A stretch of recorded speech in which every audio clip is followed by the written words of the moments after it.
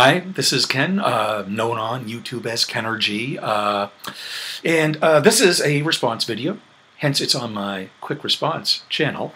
It is for Martin in Sweden. He's known as PrinceWord, but this is for his alternate channel, TheSwedishLad. And on the TheSwedishLad channel, Martin has asked us 5 questions about vlogging. He's going to compile this into a documentary about vlogging, which I believe is part of his master's thesis. His master's thesis on vlogging sounds very important. Very important, but I do what I can to help the vloggers, because you and me, we're in this together. You and me, the vloggers. Community. Remember community? We used to talk about that a lot. So hey, Martin, let me introduce myself. I've been on this YouTube thing since, 1996, so, we're going on 6 years here that I've been doing the vlogging, and I was attracted to your questions about, the why do people vlog, but also the real versus unreality of it. As I started just around the time or just before the whole Lonely Girl 15 scandal, leak scandal. And so a lot of my early vlogs were about these topics. I think that you can probably go through the archive and find them way back at the beginning of, am I real, are you real, and all that stuff.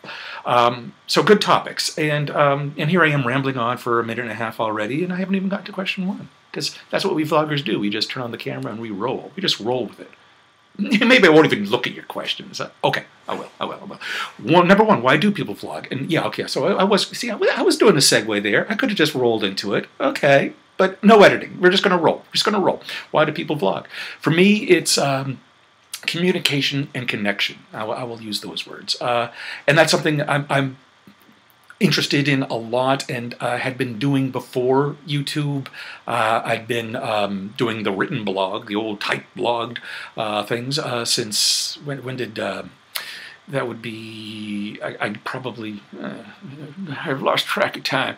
2000, 2001, is that when Blogger started? Before it was part of Google, when it was Pyra, whenever Blogger started up, that's when I started with them. But I've been on the web and stuff from the mid-90s, 95-ish, 94, I don't know, and doing some websites and stuff before that, but always writing and trying to do creative things and different ways of expression and communication for a long time. So for me, when YouTube started, it was kind of natural to test that out and get into the vlogging aspect.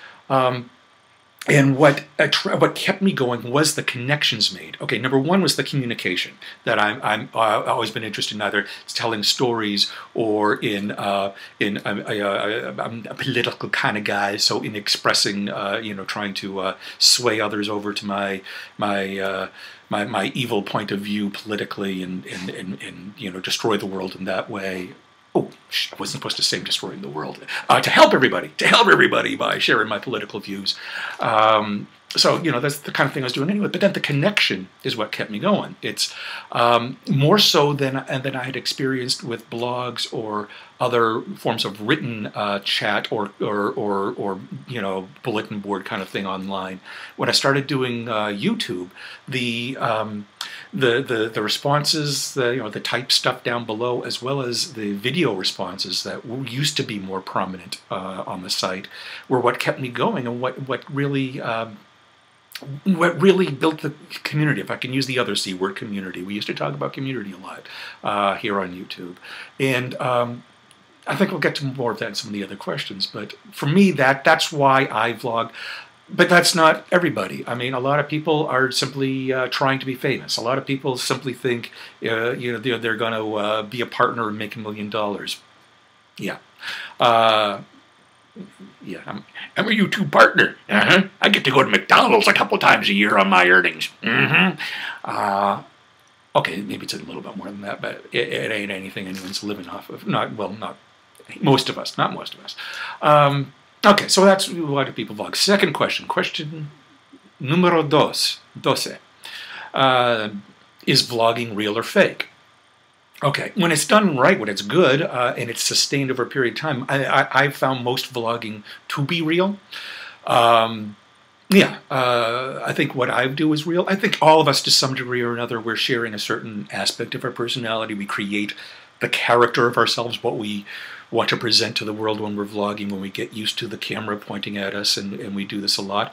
But I think everyone does that in their normal life anyway. I think most people, when they go to work, when they go to the office in the morning, they're probably playing a character that is different than the character they played in the bar on Friday night.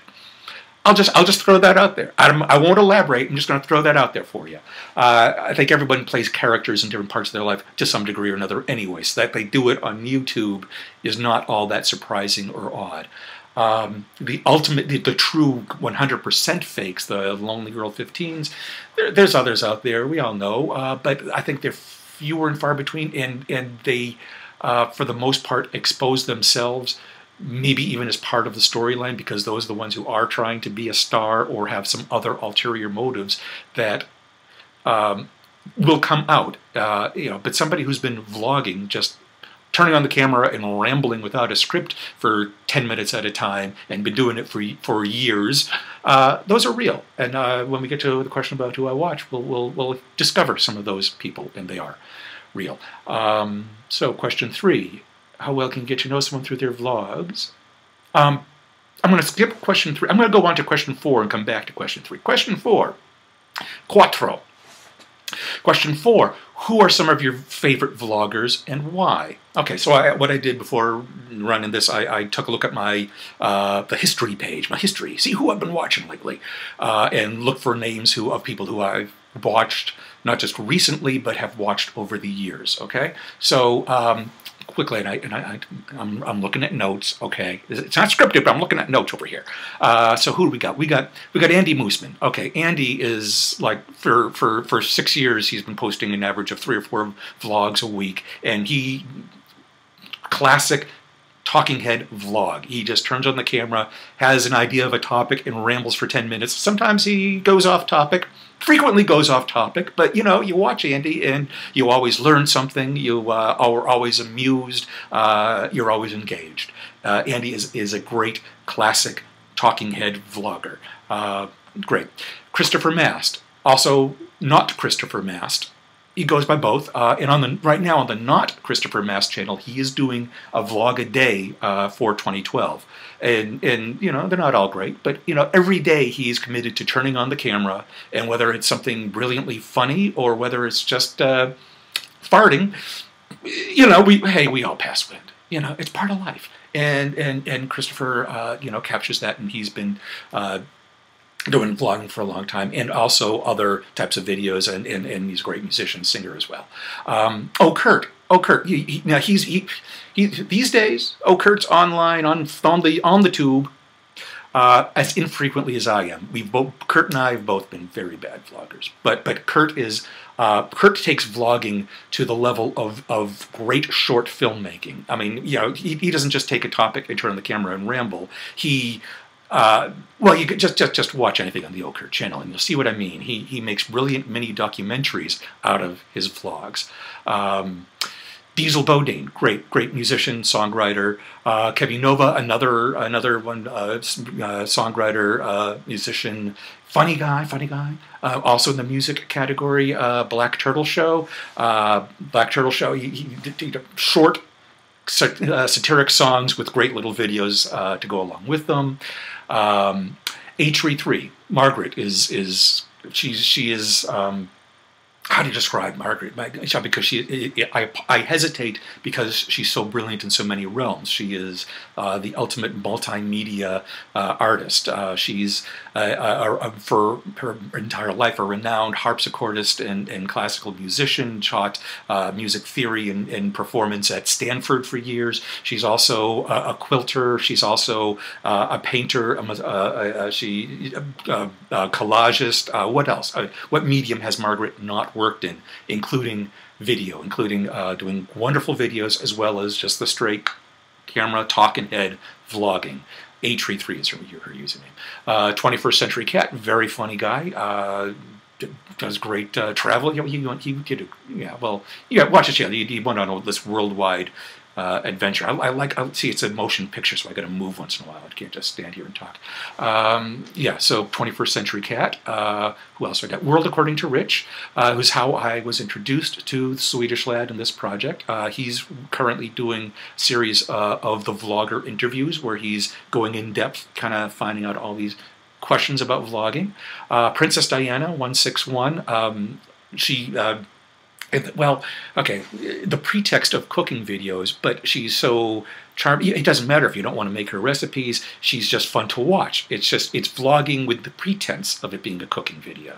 And I just gave her secret away. And now she's gonna hate me now. Oh well. Pappy Stew, great guy. He does interesting videos as well as good talking head vlogs. I think the one why he was on the history list, what he just posted was drunken sailor stories. Yeah, you know, he was in the Marines and had some some tales of being drunk in the Marines, including how he proposed to his wife. Yeah, under the influence. So anyway, so that's from my history list. Vloggers I've been watching a long time and who are still posting lately enough that they're on my history list. So back to question 3. Tres. How well can you get to know someone through their vlogs? And the answer is surprisingly well. Of the list I just read, when I was putting together that list, what I realized was, let's see, I got about a dozen names there, and I think there's only 2 or 3 out of 12 who I have not met in person. World According to Rich. Rich I knew years ago. We went to high school together 100 years ago. So Rich I knew before this. But of the others, there's, I guess, 8 or 9 there who I met on YouTube and have since gotten to know in real life, and not just at YouTube gatherings with hundreds of people, but as friends getting together one-on-one or with a couple of people. Some of these guys went on a road trip with. We spent a week together in the car going up the coast of California. We visited each other a lot. So I mean, we've gotten to be good friends as a result of this. And so, how well do we get to know someone from their vlogs? Surprisingly well. When I first started meeting people from YouTube in real world, it was at the events, at the YouTube gatherings with hundreds of people. But then, as time went on, I got to know people. I was more comfortable meeting people one-on-one, because I was surprised at how close their real personalities were to their online personalities. And in some cases, some people are actually far nicer in person than they are online. Well, I won't give this person away, but there's one person who's kind of an ass online, but a really great guy in real life. But I won't give away a secret. Now, there's only really been one time when I met somebody who I'd known through YouTube for years, and then met in person, and he turned out to be a jerk. I won't give that person away either. But there was only of all the people I've met from YouTube in real life, only one has been a major disappointment. But these others, and like I said, a lot of people who are on the list of recent viewed are people who are now more real-life friends than YouTube friends. So yes, you can get to know someone from their vlogs. Holy crap, 13 minutes. Well, we're almost done. So question 5, 5, do you know of any vlogs that were fake? And the answer is yes. Thanks for watching.